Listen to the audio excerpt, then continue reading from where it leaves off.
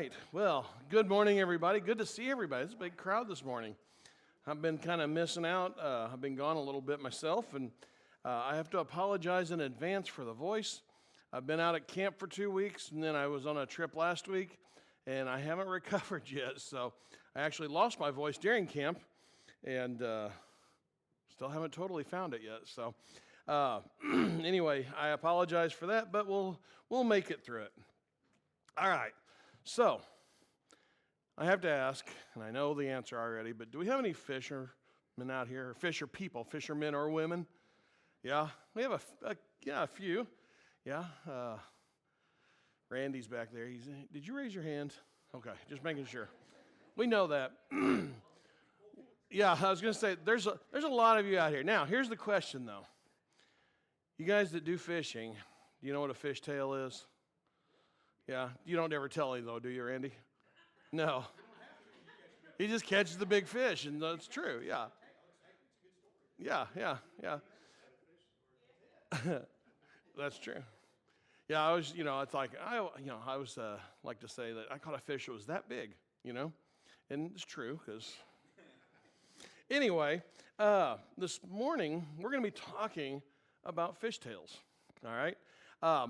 This movie, Big Fish, have you ever seen the movie Big Fish? It's probably, late 90s type movie. No one's ever seen it? Man, it's one of those, it's one of my favorite. I love it. If I'm flipping through the channels, I don't care what time of night it is. I don't care what part of the movie it's in. I'm going to stop and watch this movie because I really, really enjoy it. And it's a movie about a man named Edward Bloom, and he is sharing, throughout the movie, he's sharing his lifetime of fantastical stories and adventures to his son, Will. Okay, that's pretty much what the movie is throughout the whole time. However, Will sees these stories pretty much as his dad just telling tall tales and made-up stories. Okay, they seem really fantastical, just really off the wall, some of them. It's like, Dad, these cannot be real. But his dad insists that these are real deals. However, this frustrates his son, Will, because he really sees it as an obstacle to truly get to know his dad.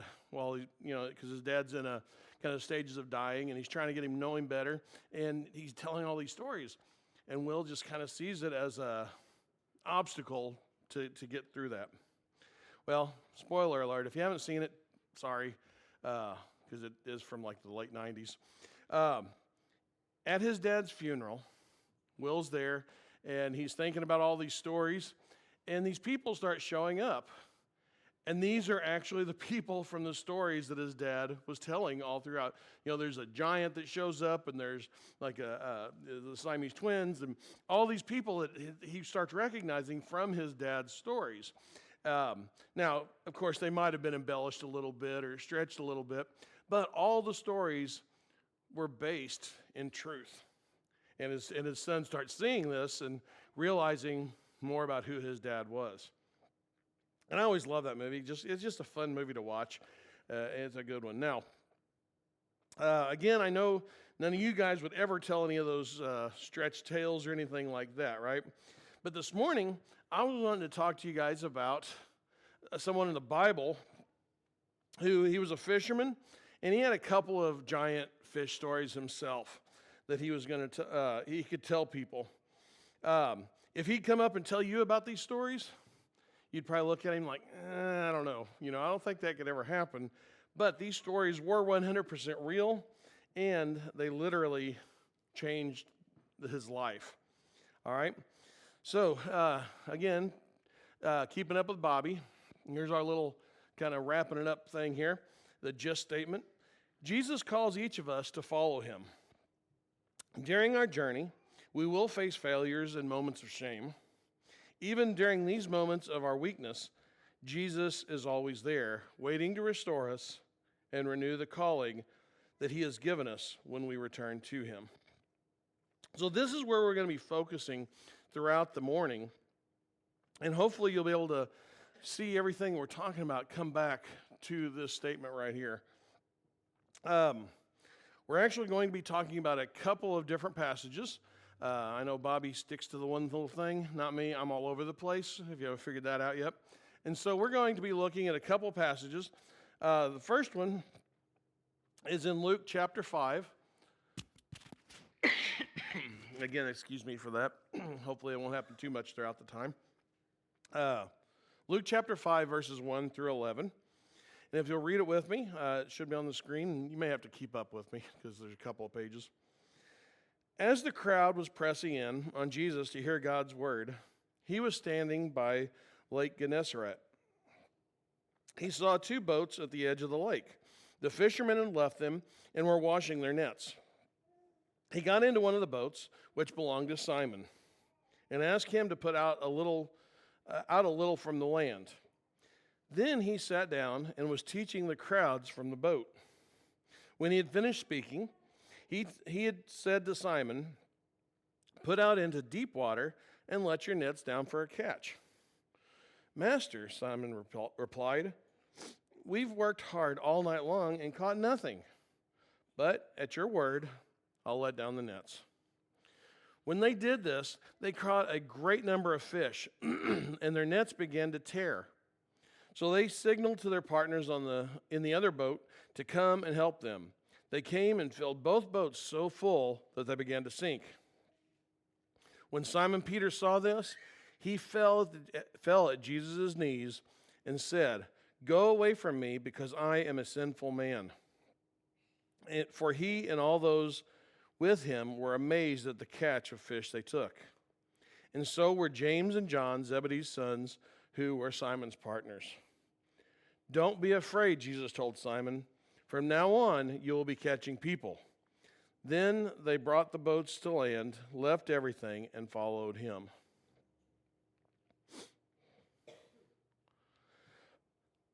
If we're looking at Peter in this story, I can just first off imagine Peter's frustration. All right? Peter was a professional fisherman. This is what he did for a living. This is what he did day in, day out. He knew what he was doing. And him and his partners had been out all night long trying to catch fish. They were out there going this direction. They were out there going this direction. They knew the places the fish should be. They knew the places the fish shouldn't be. They knew all this stuff. This is what they did. And so here they were out doing all this all night long, and they had zero to show for it. They caught nothing. They had actually got to the point where they'd given up and they started cleaning up. They were ready to head home. The night had basically been an utter failure for him and his crew that was with him. So, you guys, again, that fish or do anything, this is what you do, and you get zero results, and you've been working hard at this, you can imagine that frustration too, can't you? It's like, man, I'm ready to go home. I'm done. I'm done for the day. I'm out. I'm ready. And this is kind of where they were. They were ready to get out of there, ready to go home and just be done with it and try again another day. That was Peter's plan. However, Jesus said, I've got a different idea. Okay, he had a different plan for Peter at this time. This is when Jesus came up, and I always tell the youth that I see Peter kind of I see Jesus kind of as a rock star, right? Everywhere he goes, people crowd around him. They want to see him. They want to hear him. They want to see the miracles that he has to do. Whatever it is he was doing, he had crowds. This was no different. He had a crowd that was following him. And so he needed to get some distance between him and the crowd so he could speak to them and teach them. So that's when he saw Simon Peter over here, again, cleaning up, fixing up, just getting ready to quit for the day and head out. He sees him and goes over and talks to him. Well, now, this isn't the first time they'd met. Just a few verses earlier, it talks about how Jesus and Simon Peter had met at Peter's house, and Jesus had actually healed his mother-in-law. So this wasn't a first time. They were acquaintances. I wouldn't say they were close buddies or well-known to each other. But, I'm sure they recognized each other. So he saw Simon over there and said, "Hey, Simon, I need a favor from you. I need you to take me out just a little bit so that I can preach to these guys." Well, that wasn't too big of an ask, right? Just give them some distance. So that's what they did. He agreed to it, and they went out and pushed out just to the lake, in the lake just a little ways so he could speak. Now, Jesus finished speaking, finished teaching the people, and now he had a something specifically for Peter. All right? He was done. Peter, again, was tired. He was ready to go home. But he said, hey, Peter, do me another favor. Let's go out in the deep. Let's go out in the deep water and throw your nets in and let's catch some fish. Right? Well, was Jesus a fisherman? No, he wasn't. Yeah, he was a carpenter. What do carpenters know about fishing, right? You know, but he wasn't. He wasn't a fisherman. Did Peter know what he was doing as a fisherman? Yeah, of course he did, because that was his profession. Were there any fish in the area? No, not really, because again, Peter and his crew had fished and fished and fished, and there was nothing there, right? They tried all night and caught nothing. So did Peter really have a reason to do this, to go out to the deep as Jesus asked him to do and throw the net in? Not really. He had no real reason to do it. He was tired. He was frustrated. You can even hear it in his response to Jesus when he says, Master, we have worked all night long and caught nothing. You know, I can just imagine that being in Peter's voice, like, we haven't caught anything. Why would, just shortly later, why would all these fish all of a sudden show up? There's nothing there. He'd already cleaned up. There was nothing to be caught.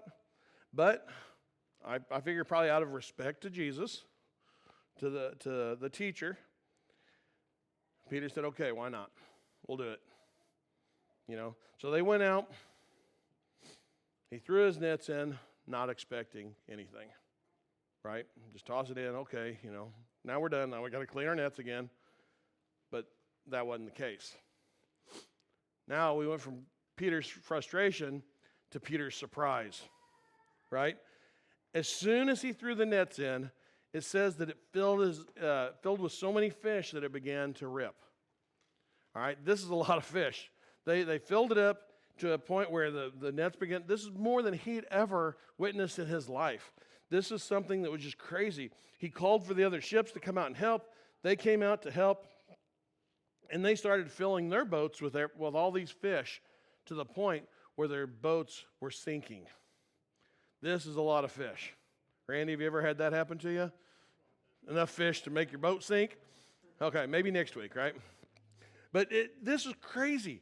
This is absolute craziness. Both boats were doing this. And suddenly, Peter came to this realization that there was much more to this man named Jesus. There was so much more. And it dawned on him that Peter went from frustration to awe instantly. I think he pretty much forgot about all this fish. He forgot about all this other stuff that was going on. And it's like, oh my gosh, I am in the presence of something special. All right?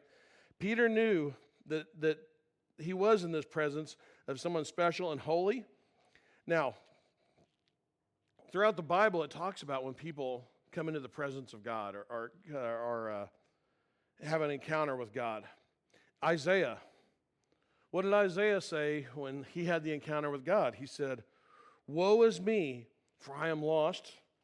For I am a man of unclean lips, and I dwell in the midst of people of unclean lips.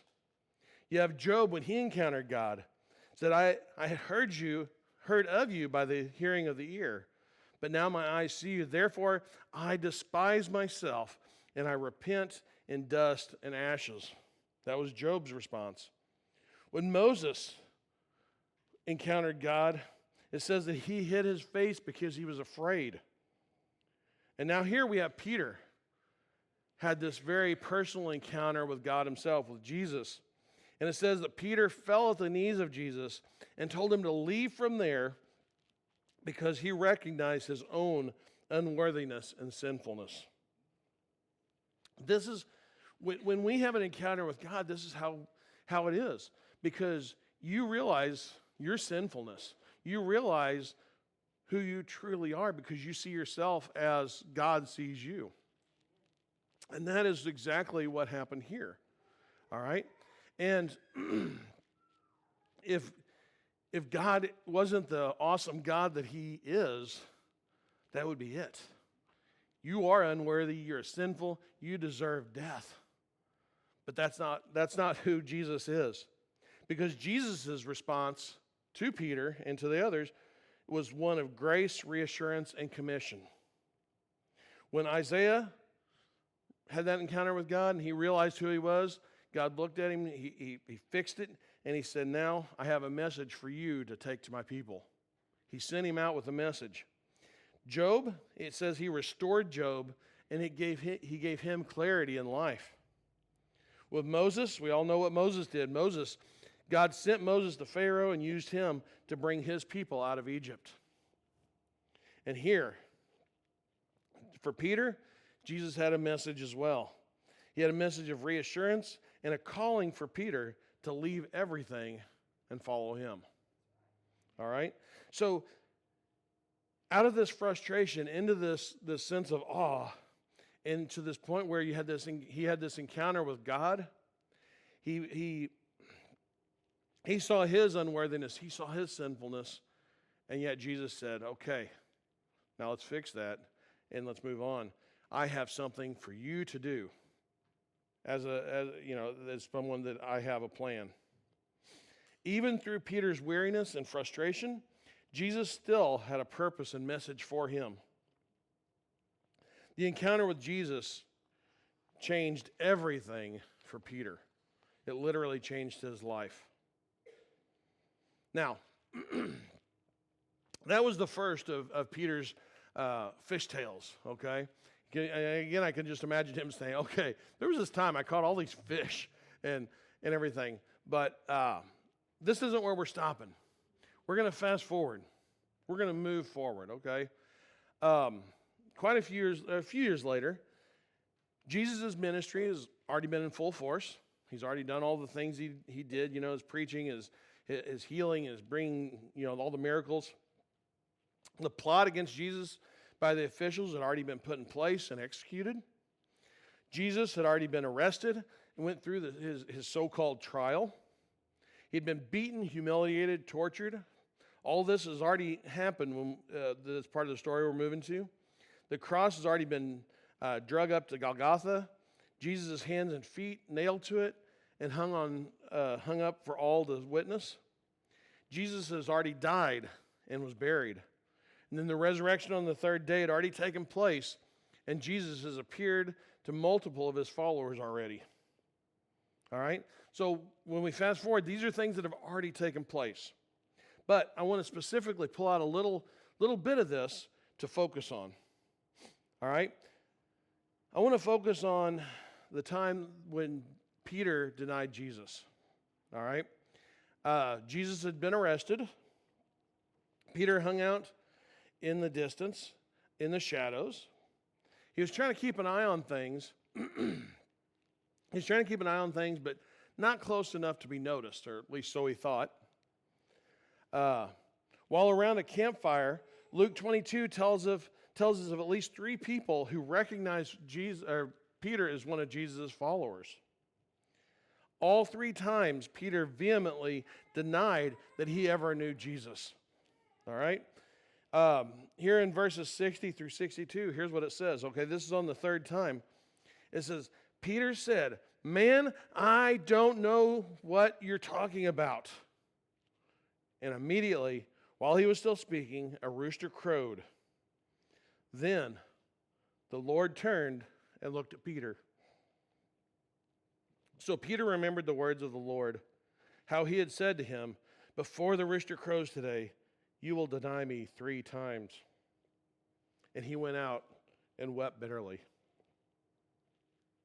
Could you imagine what was going on in Peter's mind at that moment in time? When he made eye contact with Jesus, who he had just said, "I know this guy, I have nothing to do with this guy. This guy is nothing to me." And then Jesus, the Master, the Messiah, makes that direct eye contact with him right at that moment. Could you imagine what it was going on? And to make it even worse, just a few verses earlier in verse 33, Peter makes this bold statement. He says, Lord, I am ready to go with you both to prison and to death. I'm ready to take on the world with you, Jesus. And now he's to the point where it's like, no way. I have nothing to do with this guy. Man, Peter, it is an all-time low. Now he's went from this taking on prison and taking on death to now he's hiding, he's cursing, and he feels like a total failure. Absolute total failure. Peter knew what he'd done, and he knew there was no way to take it back. He had to live with his failure for the rest of his life. I don't know about you guys, but have you ever been at that point? When you just feel like you're at rock bottom because you have done something so stupid, something so terrible that you just think there's no way to dig out of it. There's no way to fix this relationship. There's no way to do what it needs to be done to take care of it. I could just imagine how horrible of a place Peter was in at this time. So we talk about this denial. And this is very important on where we're going to next, okay? This is very important where we're going to next. So next up, we want to look at John chapter 21. We're going to move on forward into John 21, verses 1 through 14. All right? And this is another very similar but different story. All right? So it says, after this, Jesus revealed himself again to his disciples by the Sea of Tiberias. And he revealed himself in this way. Simon Peter, Thomas, called twin, Nathanael of Cana, from Cana of Galilee, Zebedee's sons, and two others of his disciples were together. I'm going fishing, Simon Peter said to them. We're coming with you, they told him. They went out and got into the boat, but that night they caught nothing. When daybreak came, Jesus stood on the shore. However, the disciples did not know it was Jesus. Men, Jesus called to them, you don't have any fish, do you? No, they answered.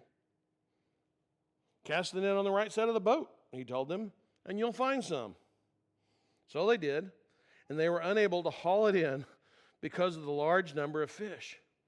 Therefore, the disciple, the one who loved Jesus, the one Jesus loved, said to Peter, it's the Lord. When Simon Peter heard that it was the Lord, he tied his outer garment around him, for he was stripped, and plunged into the sea. But since they were not far from land, about 100 yards away, the other disciples came in the boat, dragging the net full of fish. When they got on land, they saw a charcoal fire there with fish lying on it and bread. Bring some of the fish that you've just caught, Jesus told them. So Simon Peter got up, hauled the net ashore full of fish, 153 of them. Even though there were so many, the net was not torn. Come and have breakfast, Jesus told them. None of the disciples dared ask, who are you? Because they knew that it was the Lord. Jesus came, took bread, and gave it to them. He did the same with the fish. This was now the third time Jesus appeared to the disciples after he was raised from the dead. So we went from Peter's denial to Peter's failure. Even after witnessing Jesus after the resurrection, I can still imagine that Peter was feeling like a failure. You know, the resurrection happened, and Peter was one of the first ones to the tomb, and he knew that what had happened. But he still had that in him.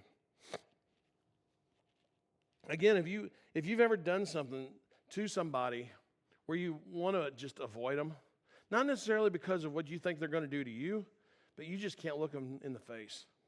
You just can't, you just feel horrible, absolutely horrible about what you've done, and you just can't deal with it. You probably, you feel like they probably don't want anything to do with you anymore. You know, many of us have been to that place too. In my mind, this is where Peter was at this very moment. He had returned to what was familiar to him. Fishing was what he knew, and here he was again. It was something he didn't have to think much about, and I imagine that he hoped that it would just take it off of his mind. You know, everything else that was going on, he's out there fishing, doing just mindless, just do it and be done. However, the shame, the confusion, and the pain, every bit of that was there. He had his calling, but he probably didn't see any way that he could follow it now after what he'd done. Why would Jesus want to use him after the way he turned his back on Jesus at that crucial moment in time? Why would Jesus even want that?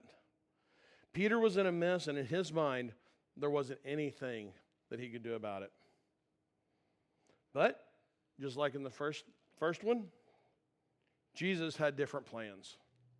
Isn't that great? Jesus always has a different plan for us. No matter what we think, no matter where we're at, Jesus always has something better for us. And so that brings us to Peter's restoration. And this is the second of the fish tales that Peter could tell, right? There was some guy standing on the shore yelling at them. He questions them, points out the fact that even though they'd been fishing all night, they had no fish. This stranger then proceeds to tell the professional fishermen how to do their jobs. Cast your net on the right side, and you'll find some. In my head, again, I would have been saying, who is this guy? Who is this guy? Don't you think that we've already tried that? What's the deal? Because remember, they didn't know it was Jesus at the time. But they went ahead and did it. They went ahead and tried it. And instantly, again, the nets were full of fish. So many that they couldn't even haul them into their boat. That's when the light bulb came on. Bing, like in the cartoons, I imagine, the boing. There, they knew instantly. Immediately, John realized that the man on the shore was Jesus. And he told Peter, it's the Lord. And then Peter, being Peter, just did it. He just jumped in. He grabbed his cloak and jumped in and started swimming as fast as he could directly to Jesus. After that, it says that Jesus had breakfast with them. He fellowshiped with them. He provided for their physical needs at the time. Jesus did this. And then after the breakfast, Jesus again spoke specifically to Peter. All right, remember in the first one, he had a specific message for Peter. Now he has another specific message for Peter again. And he pulls Peter aside and he said, Peter, do you love me? Again, I think about all this that Peter has been through. And now he's face to face with Jesus. And this is probably the biggest fear that Peter had. Says, Jesus is looking at him and said, do you truly love me?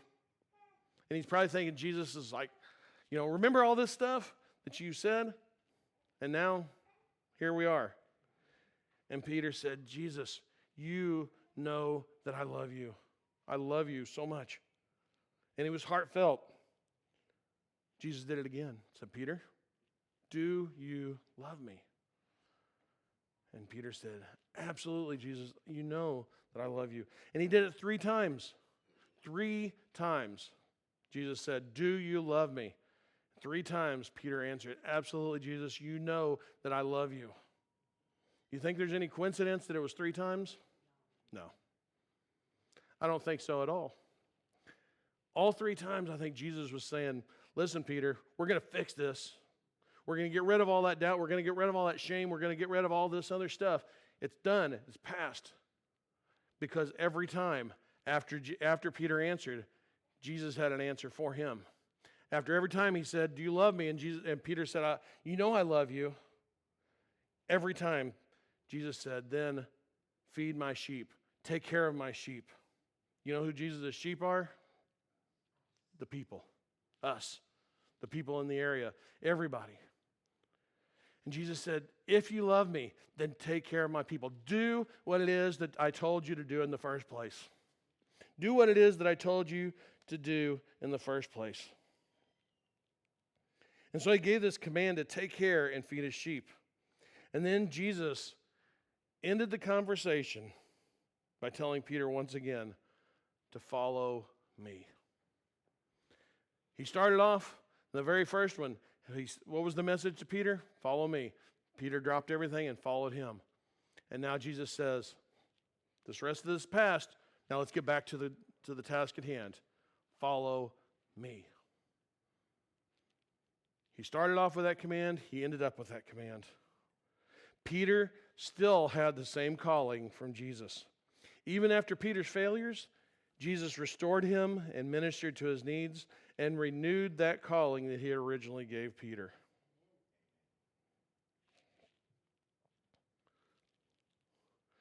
So, Peter now has two completely true stories that he can tell everybody. Even though both stories had so many similarities, they both came at distinctly different times in his life. But here's the thing. The stories weren't about the fish. That's just what Jesus used to get through to him. The stories weren't about the miraculous ways that he caught these fish, but they were about how Jesus used them to change Peter's life. That's what the true story is all about. Again, I want to return to what we started off with. Jesus calls each of us to follow him. During our journey, we will face failures and moments of shame. Even during these moments of our weakness, Jesus is always there, waiting to restore us and renew the calling that he gave us in the first place when we return to him. If our musicians want to go ahead and start making their way up, I have a couple of questions to ask. First of all, what kind of stories can you tell about how Jesus changed your life? We talk about testimonies, we talk about stories like that. We're telling people how Jesus has changed our life. Do you have stories that people may look at you and they're like, oh, wow, those are kind of wild stories? Not sure. But when they see your life, they see what Jesus has actually done in your life, they know that it's 100% real. Do you need a reminder that Jesus is waiting to restore you because you have strayed away from him? Do you need to forget about everything else? Jump in and swim as fast as you can to Jesus. These are all some things to think about. And then one more. Maybe you're more like Peter in the first story. You know a little bit about Jesus, but you haven't fully come to him yet. You're just right there, and you're like, boy, I just don't know. And you need to fall at the feet of Jesus. You need to admit that you're a sinner, and you need to ask him to forgive you of those sins. Whatever it is that God's calling you to do, now is the time to do it. Don't put it off. You know, I mentioned earlier that we just got back from a few weeks of camp. And some of you guys have seen this before, but at camp, we talk about the altar. We talk about the altar and just coming and making it right with God at the altar. Guys, at camp, the altar was packed with kids, teenagers, young kids, boys, girls. They were getting things right with God. That's what this altar is for. That's what this altar is about. There's nothing magical about this in front of this stage. There's nothing magical about stepping forward. But what it is you are taking the step to do what it is God's wanting you to do. It's you saying, God, I know you're speaking to me now. Let's take care of it. So use the altar. If you need to pray with somebody, I'm here. Brother Gary's here. There's others here that would be more than willing to pray with you and talk to you. But guys, if God is speaking to you, do not put it off. Take care of it right now, okay? Now is the time for it.